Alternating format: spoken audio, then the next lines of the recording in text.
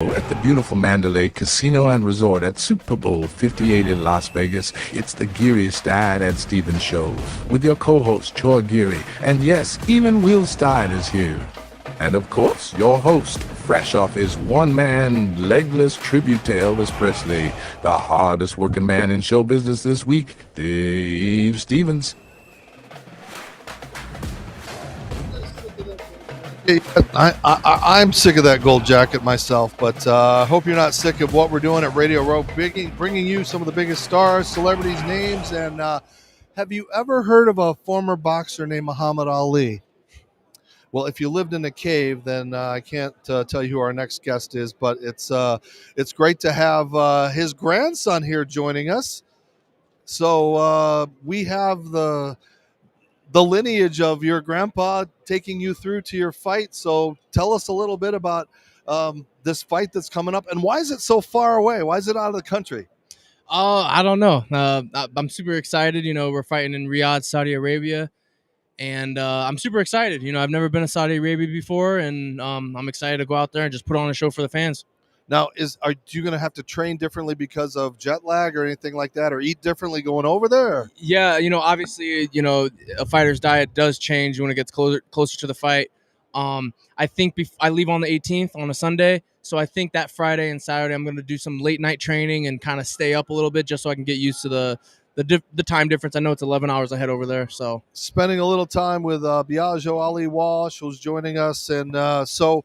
This is your professional debut. Absolutely. Nerves, confidence? Like, what do you got going in? Both, absolutely. Every fight that I have, I'm going to be a little nervous, but it's those good nerves. It's the nerves that make you want to perform to the best of your ability. But I'm super excited, man. That this fighting journey it's a great journey. I'm learning so much just about myself and about the sport and everything, man. So I'm just super excited. Troy? So about that, I just want to know um, what's one thing that really sticks in your mind that you learned from your grandfather. Oh, from my grandfather, I think on the top of the list is just how humble he was. He was the most famous man in the world, and he never said no to an autograph. Always took a picture with the fans. People would hand them their kids. I always hear great stories about him, and he was the people's champ for a reason, and that was the reason. Yeah. So I think the biggest thing I take from him is just who he was as a person, how much he helped people, and how much he cared about people, and those are the things that I take away from him more than I do fighting. Biagio, we look at this, and this is very young. Did you get to have that relationship where he could communicate with you, unlike how it was at the end? And what were some of those special moments that you had? Oh man, there's too many to name. Obviously he had Parkinson's.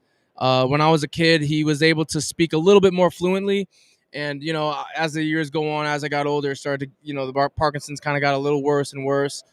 But even then, so in the mornings he would take his medicine, and when he would take his medicine in the mornings, he was a lot more fluid in his talking and stuff. And we always took advantage of that, and we'd hop on FaceTime and talk and just talk to Poppy. That's what we called him, was Poppy. And he'd do his magic tricks and things. He would always do his magic tricks. His favorite one was the one with the napkin and the thumb. That's a classic.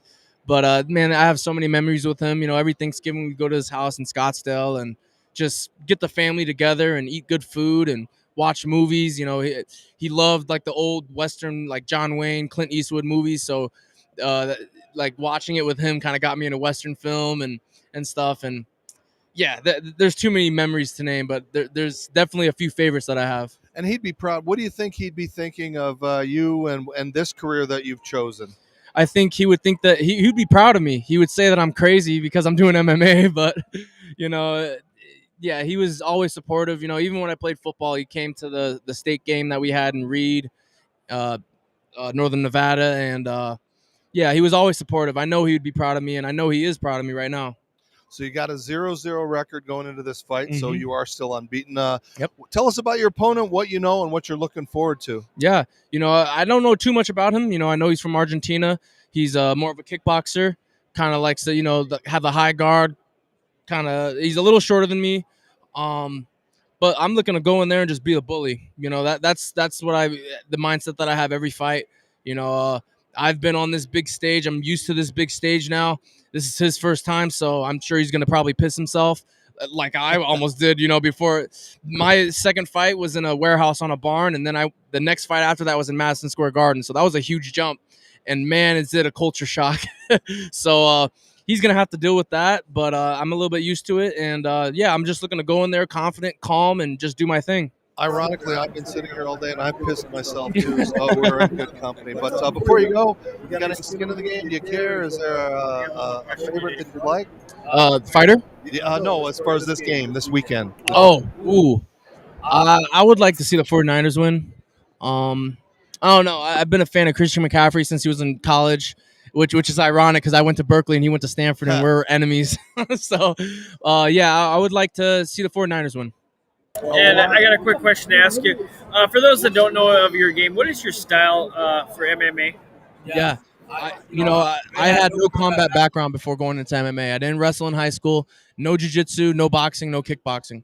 So my coach built me as a fighter to where I am today from a blank canvas. And right now I would definitely say I'm more of a brawler. I like to be in your face and I like to freaking get down and dirty and just sling leather. That's something that I like to do. This is MMA. Anything can happen. We can get in wrestling exchanges, grappling. It doesn't matter. I train for all of it. So one thing I do know for sure is when you see me fight, you're going to see an exciting fight.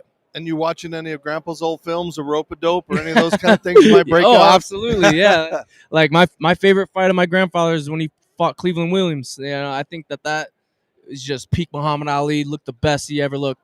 All right. Well, we're excited to watch you and love to have you back on after your victory. Thank you. Best of luck Thank to you you, for having me. Biagio Ali Wash, joining us. And thanks, man.